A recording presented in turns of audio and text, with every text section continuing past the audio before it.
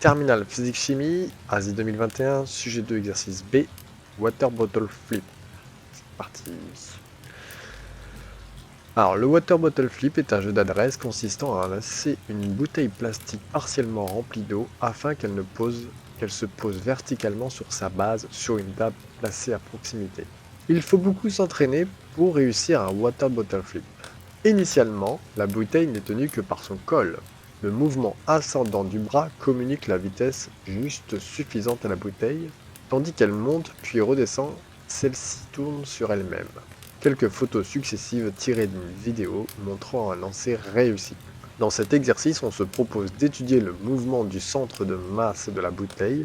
Le système considéré est l'ensemble bouteille plus eau, de masse M 162 g, dont on étudie le mouvement du centre de masse noté G. Le système évolue dans le champ de pesanteur terrestre G, vecteur G, uniforme. On fait l'hypothèse que l'action de l'air est négligeable. Le mouvement est étudié dans le système d'axe OXY, voire la figure 1. À la date t égale 0, le centre de masse G est placé à l'origine du repère O et sa vitesse initiale notée vecteur V0 a une direction faisant un angle alpha avec l'axe horizontal OX. Recherche des conditions initiales sur la vitesse. Grâce à la vidéo montrant un lancer réussi, on a pu pointer la position du centre de masse G à différents instants. Sur la figure 2, la durée entre deux positions successives est taux égale 40 millisecondes. L'échelle est donnée par la bouteille dont la hauteur est de 18,8 cm. Figure 2. Chronographie du mouvement du centre de masse G lors du Water Bottle Flip réussi. Question 1. Représentez sur la copie, sans souci d'échelle, le système d'axe OXY, le vecteur V0, l'angle alpha ainsi que les coordonnées V0x et V0y et l'allure de la trajectoire du centre de masse de la bouteille. Alors, on va refaire déjà le repère, le point G0, le point G1, le point G2. Ici, on a l'axe X et ici l'axe Y. Représentez le vecteur V0, l'angle alpha ainsi que les coordonnées V0x, V0y. Dessinez la trajectoire. Pour la trajectoire, pour l'instant, voilà, ça va être ça. On a juste à relier les points. Donc, le vecteur V0, c'est le vecteur tangent au point 0. Le vecteur V0 est ici. L'angle alpha par rapport à l'axe des abscisses, toujours. Et ensuite, pour trouver les coordonnées de V0x, on fait le projeté orthogonal. Donc ici, j'aurai V0x, le projeté orthogonal ici, pour avoir V0y. Question suivante. À partir des données expérimentales fournies et de la figure 2, vérifiez que la valeur expérimentale V0 du vecteur vitesse initiale V0 est proche de 3,6 mètres par seconde. Alors, on mesure la distance entre G0 et G1, sachant qu'il y a une échelle, attention. Donc, la distance, lorsqu'on mesure son schéma, de G0 G1 est de 3,8 cm. Donc ça, c'est la taille sur le schéma. Ensuite, on nous indique que la bouteille mesure 18 cm. La bouteille réelle, c'est égal à 18,8 cm. Donc si on mesure la bouteille sur le schéma, donc la bouteille schéma, on mesure environ 5 cm. Donc pour trouver la taille réelle de G0 G1, on va devoir faire le produit en croix, 18,8 fois 3,8 divisé par 5, et on trouve du coup la taille G0 G1 qui sera égale à 14,3 cm. Ok, on a trouvé ça. Pour trouver la vitesse V0, donc on se souvient de la formule, V0 sera égal à la mesure G0 G1 sur le temps, delta t. Donc attention, ici 100 mètres, ici 100 secondes, pour avoir une vitesse en mètres par seconde. Donc je dois convertir mon 14,3 cm. 14,3 cm, on sait que c'est 10 moins 2, divisé par delta t qui est à 40 millisecondes. 40 millisecondes, le milli c'est 10 moins 3. Après calcul, on va obtenir environ 3,6 mètres par seconde. Question 3. Proposez une méthode permettant de déterminer expérimentalement la valeur de l'angle alpha. Alors, l'angle alpha, je le refais ici. Donc j'ai mon axe Y, axe X, mon vecteur V0 qui est comme ça, mon angle alpha qui est ici. Donc j'ai un triangle rectangle ici. On sait que ce côté-là, c'est V0x, Et ce côté-là, il est parallèle à Y, donc c'est V0Y. Donc on va juste mesurer la distance ici. Donc la distance ici, sur le schéma, on mesure 2 cm. Et sur mon schéma, on mesure 3 cm. La formule de la tangente. Donc là, vous dessinez votre vecteur V0 et vous prenez la mesure que vous trouvez. Vous aurez peut-être d'autres valeurs, mais on retrouvera à peu près le même angle. La formule de tangente alpha, on sait que c'est le côté opposé sur le côté adjacent. Donc si le côté opposé, c'est 3 cm divisé par 2. Donc pour ensuite trouver alpha, alpha sera égal à tangente moins 1, n'oublie pas les parenthèses, de 3 demi. Donc c'est pour sur la calculatrice, ça peut être arc tangente, tangente moins 1 et arc tangente, c'est pareil. Et on trouve un alpha à peu près égal à 56 degrés. Autre méthode, donc sur le schéma, on nous donne GG0 ici, GG1 ici, on peut projeter, puisqu'au départ finalement, votre vecteur V0 peut suivre l'axe G0, G1, et bien pour trouver l'angle alpha, là on a notre triangle rectangle. Donc là je vais avoir YG1, et ici XG1, par projection, pareil. Donc graphiquement j'ai 3 cm ici, ici j'ai 2 cm sur mon schéma, donc je vais avoir à peu près, je vais avoir le même angle. Donc alpha sera égal à tangente moins 1, encore une fois, de 3 demi. Donc soit on utilise le vecteur V0, soit on utilise, on relie G0 et G1, qui correspondra à V0 ici, et on a notre angle alpha. C'est la même technique. Question 5. Là, on rentre dans les équations horaires. En déduire les expressions des coordonnées Vx de t, Vy de t de vecteur vitesse de centre de masse et montrer que les équations horaires du mouvement sont celles qui sont marquées. Ok. Donc le système étudié. On sait que c'est la bouteille plus. Le référentiel d'étude. Référentiel terrestre supposé galiléen. Et le bilan des forces. Donc il n'y a que le poids. Vecteur P. Donc on va appliquer la deuxième loi de Newton.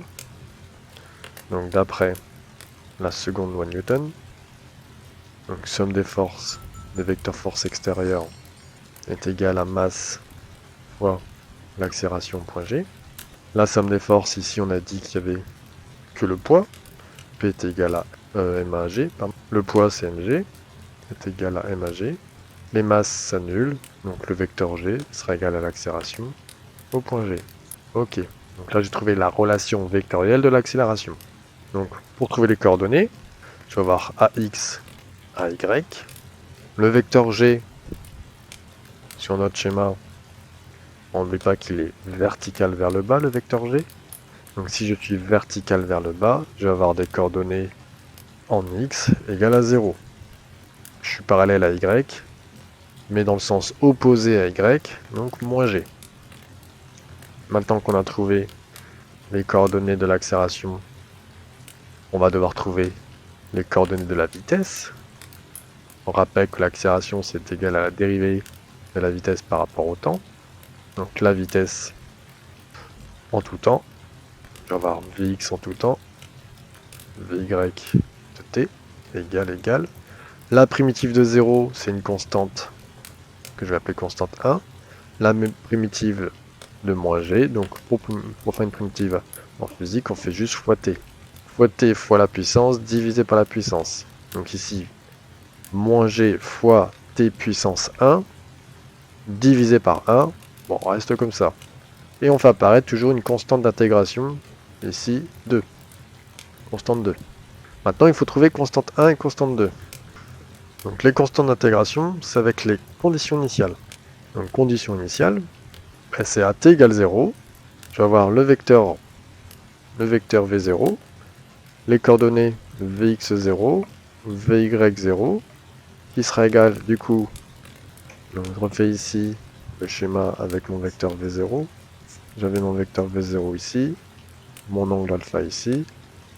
Ici, on avait dit que c'était Vy0, et ici Vx0. Trigonométrie, alpha est collé à Vx0, donc côté adjacent, cosinus. Vy0 est le côté opposé à alpha, donc sinus. Donc on multiplie l'hypoténuse fois le côté adjacent ici, cosinus alpha, l'angle là adjacent donc cos, V0 fois, puisque Vy0 il est à l'opposé, donc sinus alpha. Le signe est positif, oui, parce que le vecteur V0 va dans le sens de Y et dans le sens de X. Hein. Donc du coup, je vais trouver mes coordonnées. V de t, Vx de t, Vy de t, sera égal du coup à V0 cos alpha, et ici, moins gt, plus V0 sin alpha. Très bien. Maintenant, je vais trouver la position, donc OG de t. Alors pour trouver la position, il faut savoir que la vitesse est égale à dérivée de la position par rapport au temps. Donc je vais avoir x de t, y de t. X de t, c'est la primitive de V0 cos alpha, donc on fait V0 fois cos alpha fois t puissance 1 divisé par 1. Ici, c'est moins g fois t puissance 2 divisé par 2, plus V0 sin alpha fois t puissance 1 divisé par 1, plus, j'ai oublié les constantes, constante 3 et constante 4. Donc je vais devoir trouver constante 3 et constante 4 avec les conditions initiales. Condition initiale, on se met à t égale 0, donc je vais avoir OG de 0, qui sera, du coup les coordonnées sont x0, y0, qui sera égal du coup à constante 3, ici ce sera la position initiale du point G0, le point G0, eh ben, c'est cool, c'est 0, et y0, c'est 0. Donc, on conclut, l'équation horaire de position, j'ai oublié le vecteur ici, x de t sera égal à v0 cos alpha fois t, y de t, moins gt carré sur 2, plus v0 sin alpha fois t. Et les zéros, on les met pas. Et on retrouve bien les expressions qu'il fallait retrouver. Alors, pour déterminer la distance à laquelle tombe la bouteille par rapport au point O, on crée un programme en langage Python dont un extrait est présenté ci-dessous. Ce programme utilise les équations horaires modélisant le déplacement du centre de masse et les valeurs expérimentales. L'exécution de ce programme permet d'obtenir le graphique ci-dessous, qui modélise l'évolution des coordonnées x, y exprimées en mètres du point G au cours du temps. Associer chacun de ces tracés à x de t et y de t. Donc, question 6. Donc, je rappelle les équations horaires. X de t, on a dit que c'était V0 cos alpha fois t. Et y de t, on avait écrit moins gt carré sur 2 plus V0 sin alpha t. Il faut remarquer que x de t, c'est coefficient directeur fois t. Donc ça s'appelle une fonction linéaire. Donc une fonction linéaire, c'est une droite. Hein. Une droite passant par l'origine. Et bien, la droite qui passe par l'origine, ici, c'est la droite B. Donc, la droite B, ça correspond à x de t. Donc en toute logique, y de t, j'ai du t carré. Donc c'est une fonction du second degré. Fonction du second degré, c'est une parabole. Parabole, en faisant les bras vers le bas, on dit, ou pas content. Puisque le a, il est négatif, hein, on a moins ici. Donc, on a bien la bonne parabole. Donc la courbe A, ça correspond à y de t. Préciser ce qui est caché par le rectangle gris dans la ligne 15 du programme. Expression ou valeur. Donc la ligne 15, au vu de ce qu'ils ont mis pour l'équation de x en ligne 14, la ligne 15 est l'équation de y. Bah, c'est notre équation ici, mais ils ont juste modifié, ils ont pas mis alpha. Donc ça va être simplement V0 fois sin alpha. Alors, entre parenthèses, on mettra pas juste alpha, on mettra alpha fois pi divisé par 180. Voilà ce qui manque dans le carré gris. Donc c'est juste une conversion de l'angle ici, degré radian. 580. On estime que le centre de masse G se trouve à une hauteur voisine de 2 cm du fond de la bouteille.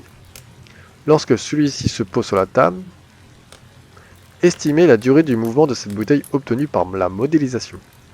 Donc, il faut juste repérer graphiquement quand est-ce que y de t est égal à 0. Donc graphiquement, on est très proche de 0,6, on ne l'a pas atteint.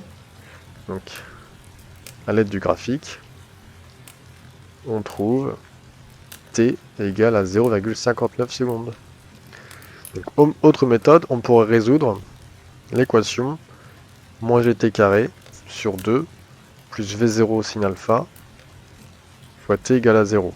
Donc comme on n'a pas de petit c comme en mathématiques, ax carré plus bx plus c, on peut factoriser par t. Donc t facteur de moins gt sur 2 plus v0 sin alpha égale à 0. On se retrouve à une équation produit, donc on aura t égale 0, ok, et cette partie-là, où moins gt sur 2 plus v0 sin alpha égale à 0. Donc je vais isoler le t. Pour avoir t, je vais mettre d'abord le plus v0 sin alpha à droite qui va devenir moins v0 sin alpha. La division par 2 va devenir x2 et la multiplication par moins g va me diviser par moins g.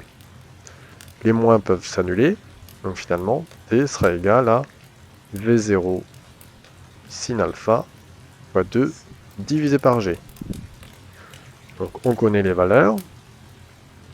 T sera égal à V0, on nous a donné 3,6, fois sinus alpha 59 degrés, fois 2, divisé par 9,81. Et on trouve 0,62, 0,63 secondes. Question 9.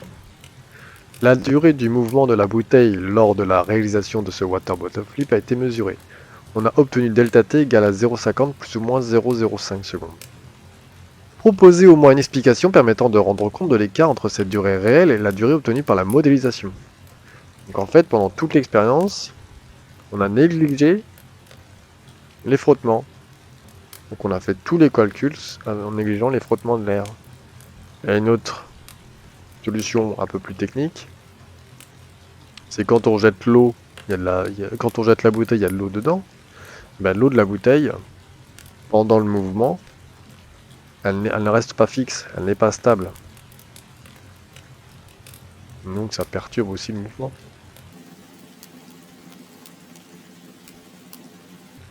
Donc ça ralentit aussi le mouvement. Question 10.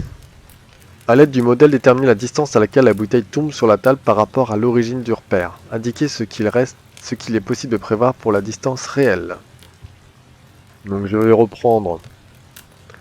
Pour trouver la distance, on va reprendre justement l'équation de la distance en fonction du temps. Donc V0 cos alpha fois t. Donc nous on avait trouvé 0,59 secondes ou 0,63 secondes. Je vais prendre 0,59. Donc pour le x de 0,59, on me trouve V0 3,6 fois cosinus 59 fois le temps 0,59. X de 0,59 sera égal du coup à 1,1 mètre. Et si on veut calculer pour la valeur qu'il nous donne, x de 0,50 sera égal du coup à 3,6 fois cosinus 59 fois 0,50. Et là on trouve à 0,95 mètres.